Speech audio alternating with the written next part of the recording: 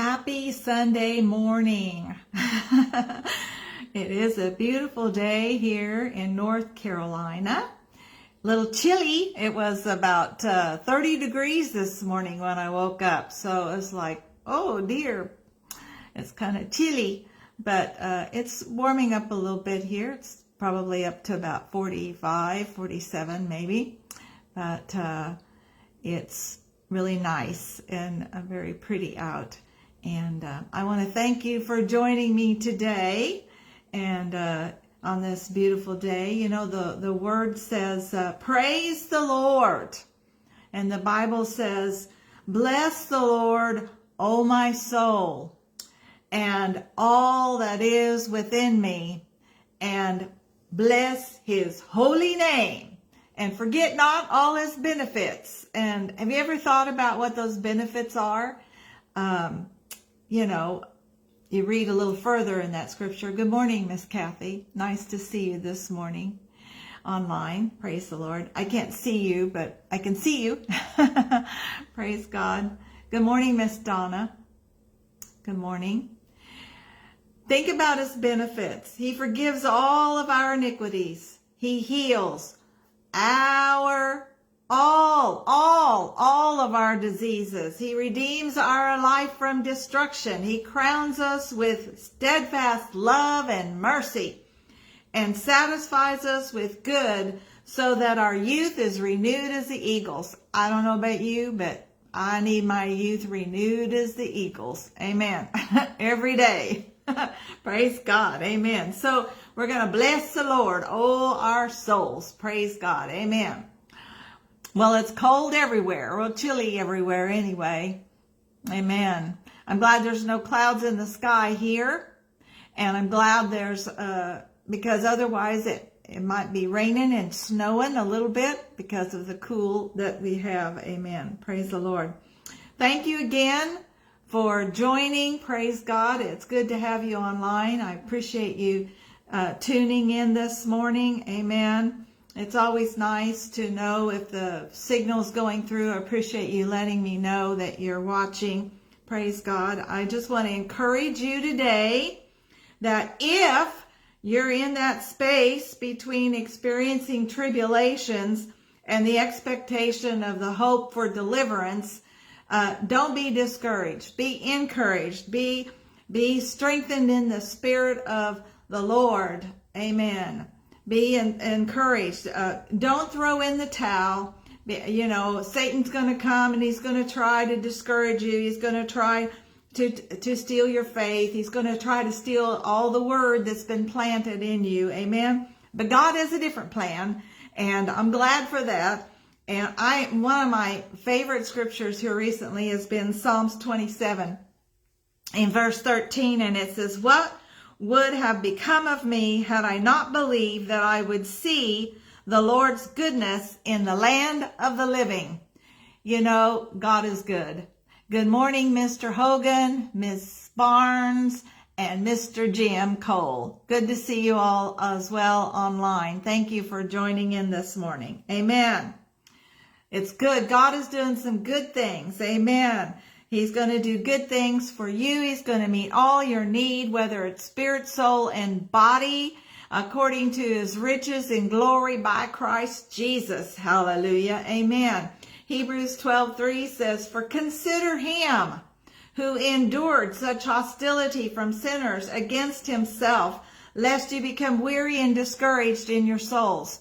It's easy to become discouraged and become weary and pressing on and staying in faith. It's easy, you know, and although that we can consider or look at what Jesus went through and what he did and say, well, if he can do that, I can do what I'm going through. It's not nearly as serious as what Jesus did.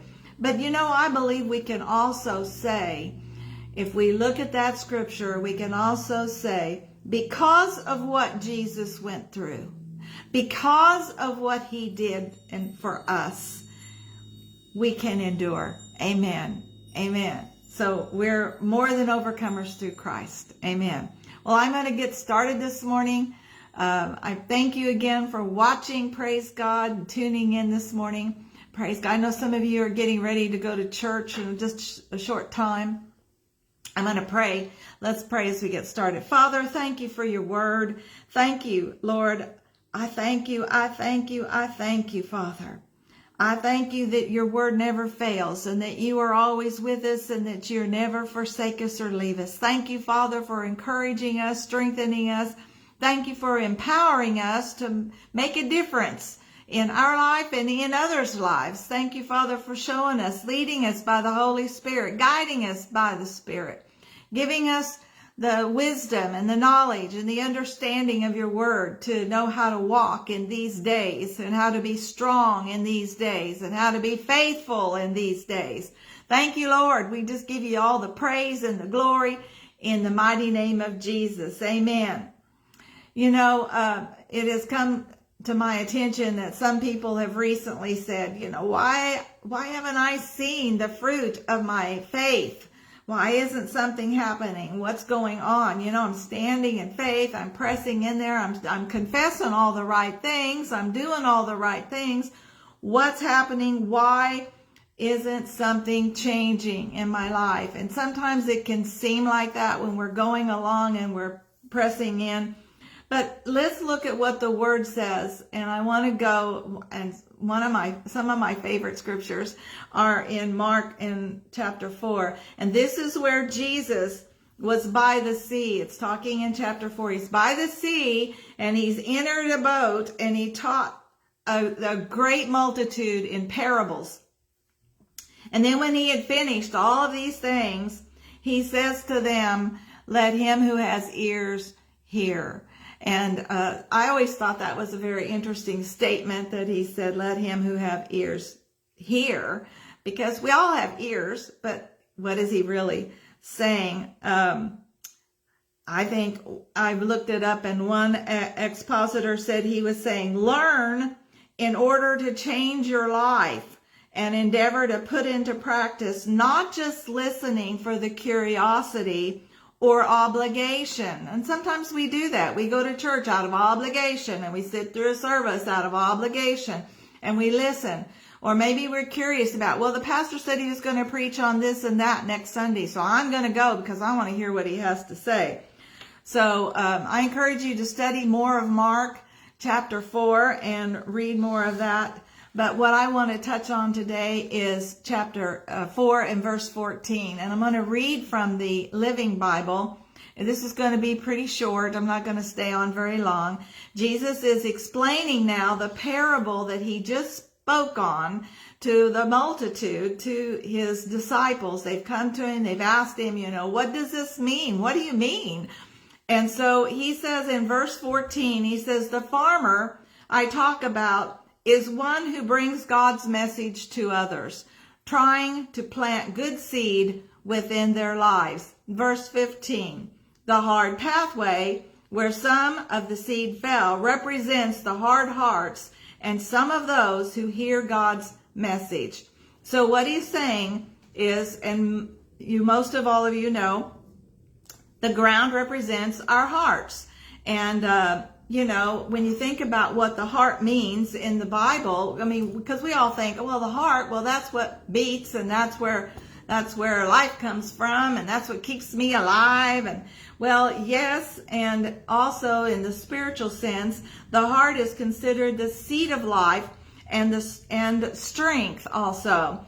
And that's where we get the learning of the spirit, the soul, and one's entire emotional nature and understanding. It's our ability to reason. It's our ability to question and to meditate and to motivate and to think on things. That's where the heart of the Spirit is. And then he goes on and he says in verse 15, and Satan at once, when the seed plants hits the hard ground, Satan at once, he comes to steal or to make them forget. That's what the Living Bible says. He comes at once to make them forget. When you think about a hard heart in a person, and even looking at ourselves, sometimes it's easy to get a hard heart.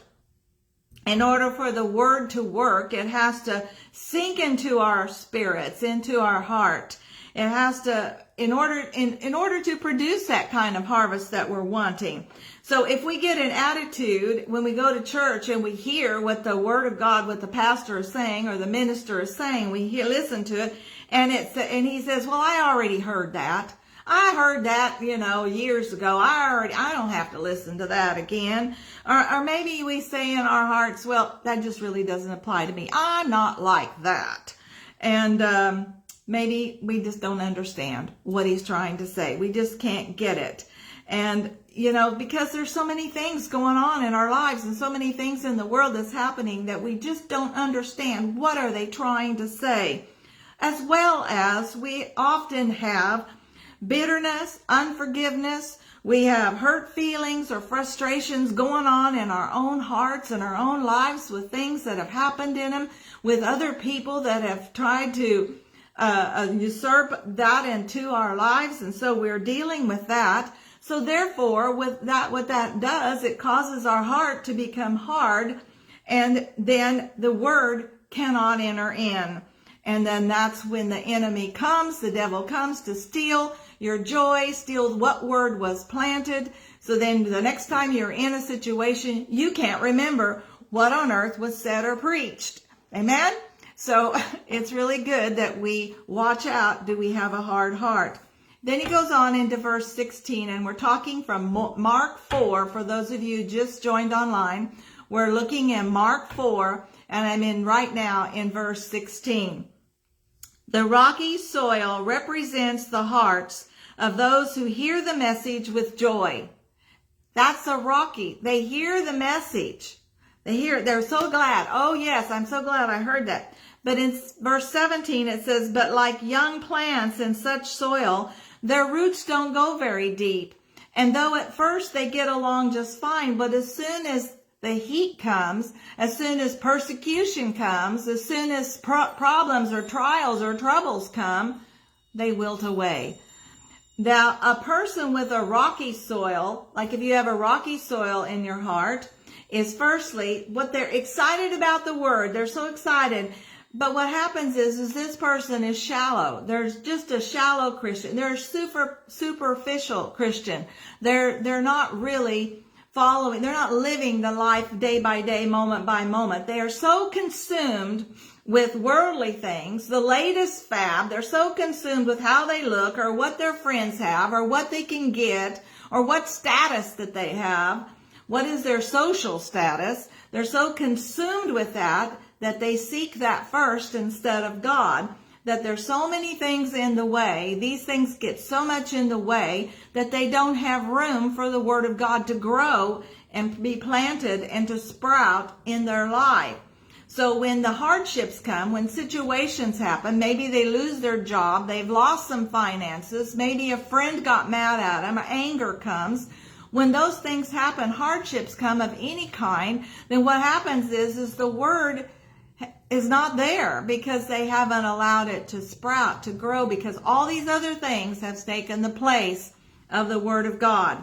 So it shrivels up and it dies, unfortunately. Verse 18, we're going to go to the thorny ground. He goes on and talks about the thorny ground. Again, we're talking about Jesus is now explaining the parable to his disciples. And in verse 18, he talks about the thorny ground represents the heart of the people who listen to the good news. They receive it. In verse 19, but it all too quickly, the attractions of this world, all of the things that are going on in this world, and the delights of wealth, and the search for success of wealth, and the search for nice things, what they want to have more than anything else, it crowds out the message of God in their hearts. And so none of the crop produces. So that it represents the crown, the thorn represents that people, something else is taking the place of the Word of God. It's not able to produce. We've got to seek first the kingdom of God and his righteousness. And then we want to be like the people that he talks about in verse 20. But the good soil, we want to have that we want to have our hearts be good soil. Good soil. Amen.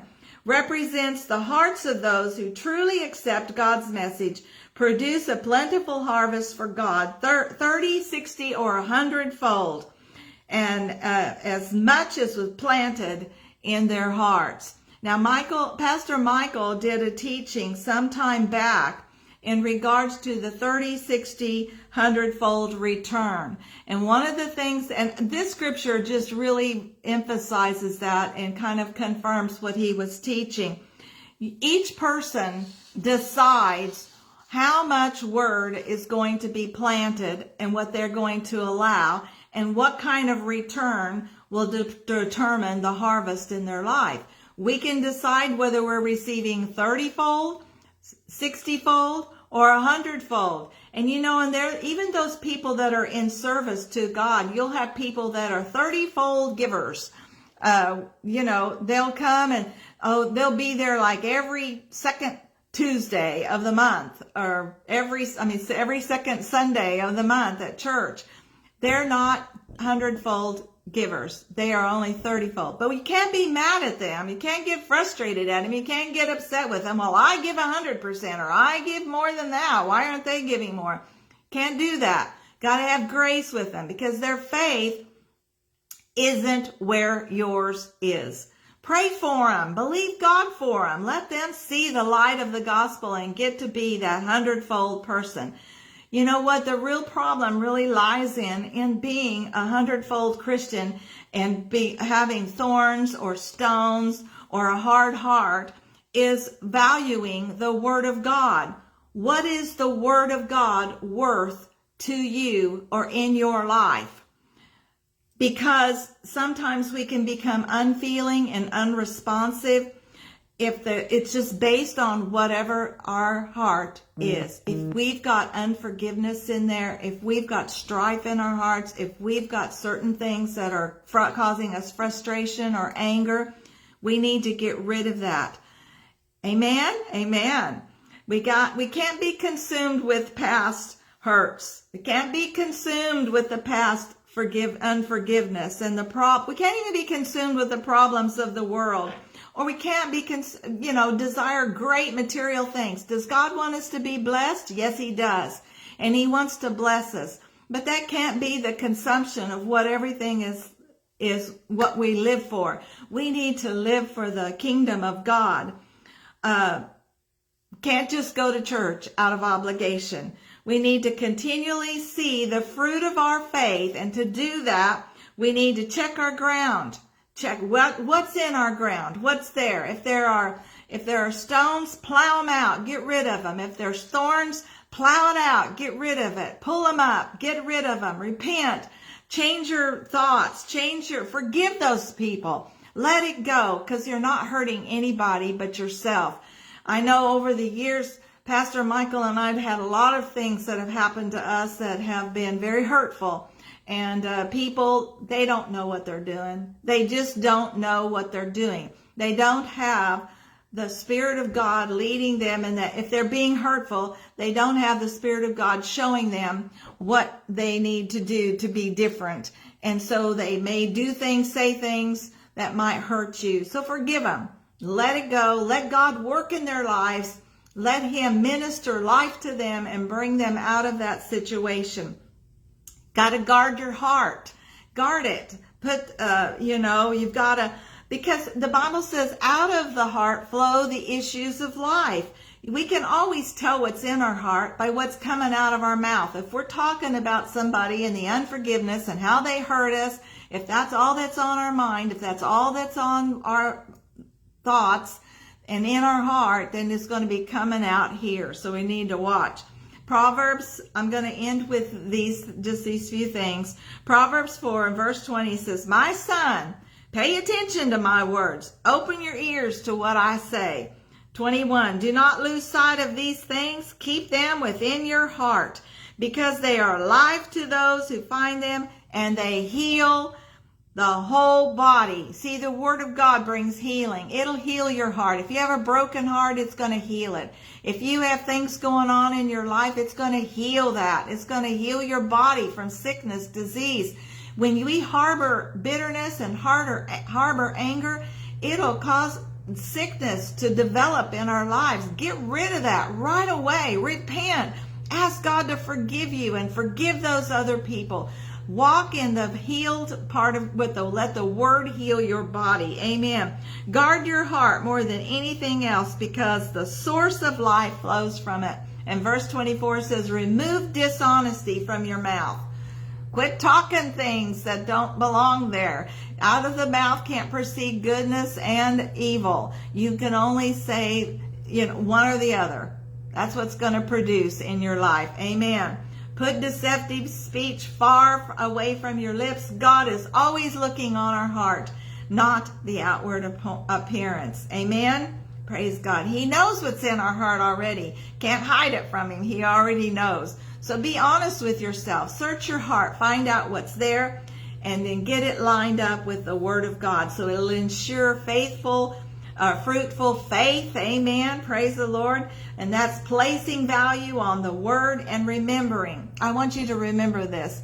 Anything valuable that's not protected is easily stolen. So you need to protect the word that's there. The devil will come. He will try to steal it. Stay in joy. Don't let the devil steal your goods. Don't let the devil steal the word. Hide it in your heart and keep it ever before you. Amen. Amen. Amen. Let it produce a fruit in your life. Check your heart. Put the word of God to work. Be a doer of the word. Apply it to everything in your life. Do whatever you're doing. If it has to do with healing, talk about healing. Then begin to act upon it. Begin to say, by Jesus' stripes, I am the healed. Declare it over yourself. And if it has to do with finances, thank God he meets all my needs according to his riches in glory by Christ Jesus. Begin to declare it. Pull it in from the north and the south, the east and the west. Send out your angels. Believe God. Begin to expect it to happen in your life. Amen. Amen. Let's just keep ourselves right before the Lord. Praise God. Praise God. Amen. I love you guys so much. I think about you very, very often. I pray for you often. And I just miss you with all of my heart. This is the full month. At the end of this month, this will be the month of a year that Pastor Michael went to heaven. And it's kind of hard to think it's been that long. But I am so blessed by you guys. You just bless me all the time. You bless me with your notes. You bless me with your cards. And some of you send me love gifts. And I am just blessed with such great friendship. And I want to tell you thank you from the bottom of my heart. And I pray for you to be totally blessed. And that God will continue to anoint you, equip you, and send you out. And that you will continue to be a blessing, not only to me, but to others all around you. Everywhere you go, have the love of God in your hearts. Amen. And share his love. Share his goodness with others. Praise God. I want to pray for you before we leave. Praise God. Father, I pray for everyone listening today to have healing in their body, that it's manifested within their entire body, that everything works properly, their blood flows freely throughout their bodies. There's no pain or anguish within, but Father, you're healing those muscles. You're healing those tendons in the name of Jesus. I thank you that eyes see clearly, 20/20 vision in the name of Jesus. Ears are opened and they're hearing in the name of Jesus. I thank you, Father, for a complete and total healing in their bodies, and they're restored back to all health and whole in Jesus' name. Lord, I thank you for every seed that they've planted financially into the kingdom of God. I thank you, Father, that it's bringing forth a harvest in their life, 100-fold return, blessed beyond all measure, full to the very full. Father, I thank you for that. I give you praise for it. Lord, I thank you that all things that have been stolen are restored back to their fullness in Jesus' name. Nothing missing, nothing broken in Jesus' name. I ask you to bless my brothers and sisters in the Lord. Fill them with your goodness, Father, continually. I thank you, Father God, in Jesus' name. Amen. I want to wish you all a very happy Thanksgiving. Now, I won't be on for the next several weeks, but I want you to have a great Thanksgiving and have a lot of turkey if you eat turkey. I love you all. I am going to be blessed in everything I do because God is so good and He watches over His word to perform it in my life. Thank you again for watching. You are a blessing. I love you all. God bless and have a wonderful day.